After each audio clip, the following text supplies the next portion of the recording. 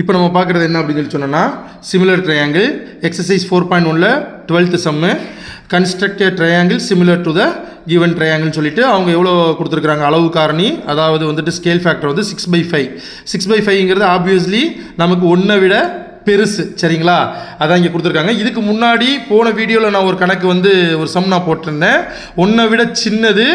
அதில் என்ன சொல்லியிருப்பேன் அப்படின்னு சொல்லி சொன்னேன்னா, பெரிய ட்ரையாங்கிள்குள்ள சிமிலராக இன்னொரு ட்ரையாங்கிள் வர்றது தான் லெஸ் தென் 1.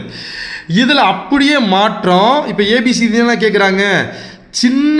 அதாவது சின்ன ட்ரையாங்கிளுக்கு வெளியே நமக்கு என்ன கிடைக்கும்னா இன்னொரு ட்ரையாங்கிள், பெரிய ட்ரையாங்கிள் கிடச்சிச்சு அப்படின்னு சொல்லி சொன்னால் அதுதான் என்னது, கிரேட்டர் தென் 1. அந்த வித்தியாசத்தை மட்டும் நீங்கள் புரிஞ்சுக்கோங்க, சரிங்களா? இந்த ட்ரையாங்கிள் நான் எடுக்கும் பொழுது ஒரு 7 சென்டிமீட்ரு அல்லது 8 சென்டிமீட்ரு கொஞ்சம் பக்காவாக வரணும் அப்படிங்கிறதுக்காக. ஸோ இந்த ட்ரையாங்கிள் ஃபஸ்ட்டு சின்ன ட்ரையாங்கிள் தானே நம்ம ட்ரா பண்ணணும், அடுத்து தான் நம்ம எக்ஸ்டென்ஷன் வந்து நம்ம பண்ண போகிறோம். அதனால் நான் என்ன பண்ணுறேன் அப்படின்னு சொல்லி சொன்னேன்னா, நான் பேஸே ஒரு 4 சென்டிமீட்டரில் நான் வந்து எடுத்துக்கிறேன். நான் என்ன பண்ணுறேன் அப்படின்னு சொல்லி சொன்னேன்னா, ஒரு பேஸ் வந்துட்டு ஒரு 4 சென்டிமீட்டர் இருக்கிறது மாதிரி நான் வந்து ட்ரையாங்கிள் வந்து நான் ட்ரா பண்ணிக்கிறேன். இவங்க தான் யாருன்னா, இவங்க பி, இவங்க வந்து சி. இப்போ நான் என்ன பண்ணுறேன், காம்பஸில் இதே அளவு எடுத்துக்கிறேன். அளவு எடுத்துகிட்டு நான் என்ன பண்ண போகிறேன் அப்படின்னு சொல்லி சொன்னால், ஒரு ட்ரையாங்கிள் ட்ரா பண்ண போகிறேன். நான் போன வீடியோவில் நான் சொல்லியிருப்பேன், இது எதுக்கு அப்படின்னு சொல்லி சொன்னேன்னா, இந்த ட்ரையாங்கிள் பர்ஃபெக்ஷனுக்காக. சார் இப்படி தான் எடுக்கணுமா, நானாக ட்ரையாங்கிள் போடக்கூடாதா அப்படின்னா தாராளமாக போட்டுக்கலாம். இது கொஞ்சம் நமக்கு நீட்டாக கிளியராக வரும். ஸோ நீங்கள் இப்போ இந்த கட்டாகிற பாயிண்ட் தான் என்னது நமக்கு தேவையான ஏ. ஸோ இதிலேருந்து நீங்கள் என்ன பண்ணுங்கள் அப்படின்னு சொல்லி சொன்னோன்னா, ஏபியை கனெக்ட் பண்ணிவிடுங்க. அதே போல் என்ன பண்ணுறீங்க அப்படின்னு சொல்லி சொன்னோன்னா, ஏசியை கனெக்ட் பண்ணிவிடுங்க.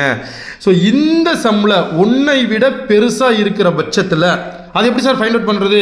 டினாமினேட்டரில் சின்ன நம்பர் வந்துச்சுன்னா அது 1 விட பெருசாக கண்டிப்பாக இருக்கும். மேலே இருக்கிறத விட சின்ன நம்பராக இருந்துச்சுன்னா பெருசாக வந்து இருக்கும். இப்போ என்ன பண்ணணும் அப்படின்னு சொல்லி சொன்னால், இந்த ட்ரையாங்கிள் இருக்குது பார்த்தீங்களா, இந்த நம்ம லைன் போட்டுருந்தோம் பார்த்தீங்களா ஏ, இதை ஜஸ்ட் என்ன பண்ணுங்க, எக்ஸ்டென்ஷன் பண்ணுங்க. என்ன பண்ணுங்க, எக்ஸ்டென்ஷன் பண்ணுங்க. அதே போல் பேஸையும் என்ன பண்ணுங்க அப்படின்னு சொல்லி சொன்னோன்னா, கொஞ்சம் அப்படி என்ன பண்ணிக்கோங்க அப்படின்னா எக்ஸ்டென்ஷன் பண்ணிக்கோங்க. மற்றபடி நம்ம போன சம்மில் போட்ட மாதிரியே தான் பியிலேருந்து என்ன பண்ணுவோம், கீழே நமக்கு வந்து ஒரு வில் வந்து நம்ம என்ன பண்ணுவோம், வெட்டுவோம். கீழே வந்து நான் என்ன பண்ணுறேன், ஒரு லைன் வந்துட்டு எக்ஸ்டெண்ட் பண்ணுறேன். இவர் தான் யாருன்னா எக்ஸு. இப்போ இதை எத்தனை பாகமாக பிரிக்கணும், இங்கே இருக்கிறதே பெரிய நம்பர் எதுவோ அதுதான் அத்தனை பாகமாக நம்ம பிரிக்கணும். ஃபார் எக்ஸாம்பிள் இப்போ இந்த கணக்கில் இந்த சம்மில் 4/5 அப்படின்னா 5 வந்து பிகர் நம்பரு. நான் என்ன பண்ணியிருப்பேன், இந்த பார்ட்டை 5 பாகமாக நான் என்ன பண்ணியிருப்பேன், பிரிச்சிருப்பேன். ஸோ அதே போல் இது என்ன பண்ணணும்னா, மேலே 6 கொடுத்துருக்காங்களா, ஸோ காம்பஸில் நான் என்ன பண்ணுறேன், ஏதோ ஒரு அளவு, ஆனால் அந்த அளவை வந்து என்ன பண்ணக்கூடாது, மாற்ற மட்டும் கூடாது. மாற்றாமல் இதை நான் என்ன பண்ண போகிறேன் அப்படின்னு சொல்லி சொன்னேன்னா, டோட்டலாக 6 பாகமாக எடுக்க போகிறேன். ஸோ முதல் பாகம், சரியா? அதுக்கப்புறமா அந்த பாகத்தில் காம்பஸை வச்சு இரண்டாவது பாகம், திருப்பி அந்த பாகத்தில் காம்பஸை வச்சு மூன்றாவது பாகம், சரியா? திருப்பி அதுலேயே காம்பஸை வச்சு 4வது பாகம், சரியா? திருப்பி அதிலேயே காம்பஸை வச்சு 5வது பாகம், சரியா? திருப்பி அதிலேயே காம்பஸை வச்சு 6வது பாகம். இந்த 6வது பாகத்தில் எனக்கு லைன் வரலை அப்படின்னு சொல்லி சொன்னேன்னா, அதை ஜஸ்ட் என்ன பண்ணிக்கோங்க, இதை ரப் பண்ணிவிட்டு இதை அழிச்சிட்டு நீங்கள் அந்த லைனை மட்டும் எக்ஸ்டெண்ட் வந்து நீங்கள் பண்ணிக்கோங்க. பெரிய விஷயம்லாம் ஒன்றும் கிடையாது. ஸோ ஜஸ்ட் நீங்கள் என்ன பண்ணுறீங்க அப்படின்னா, லைனை எக்ஸ்டென்ஷன் வந்து நீங்கள் பண்ணிக்கோங்க. இப்போ இவங்க பியா, அப்போ இவங்க யாராக இருப்பாங்க, B1.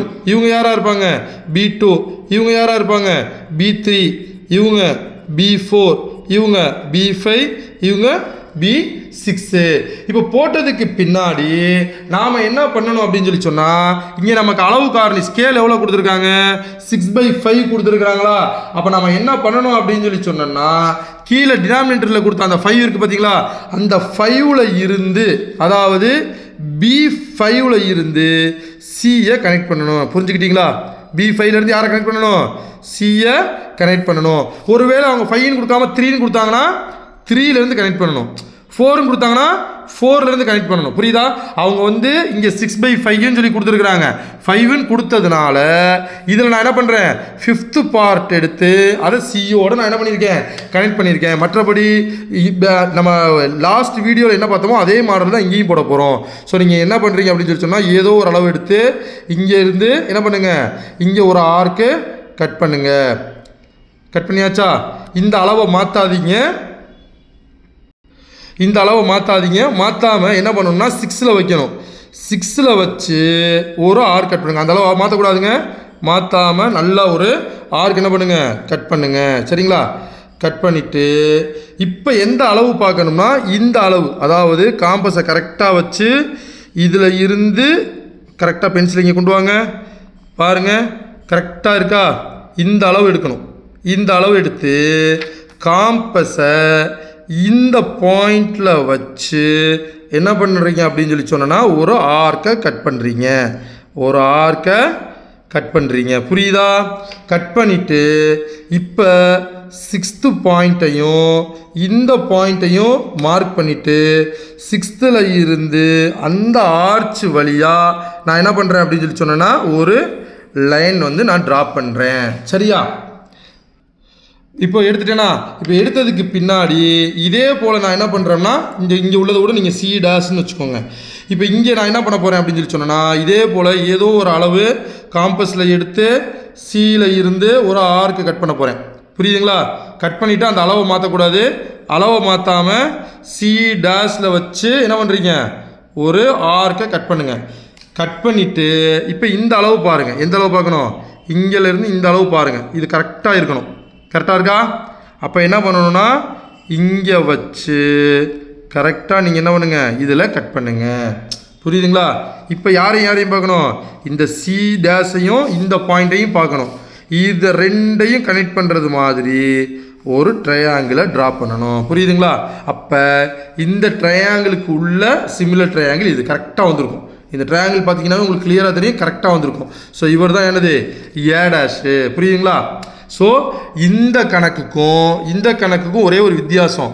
இங்கே ஃபுல் ட்ரையாங்கிளை போட்டுட்டு எண்ணில் கனெக்ட் பண்ணி உள்ள சிமிலர் ட்ரையாங்கிள் ட்ரா பண்ணியிருப்பேன். இங்கே சின்ன ட்ரையாங்கிள் ட்ரா பண்ணிவிட்டு இந்த லைன் ரெண்டையும் எக்ஸ்டெண்ட் பண்ணிவிட்டு அதுக்கப்புறம் என்ன பண்ணியிருப்பேன், கொடுத்ததை வச்சு இந்த ட்ரையாங்கிளை வந்து நான் ட்ரா பண்ணியிருப்பேன். சரிங்களா? பாருங்கள், இதில் உங்களுக்கு ஏதாவது சந்தேகம் இருந்ததுன்னா கேளுங்க.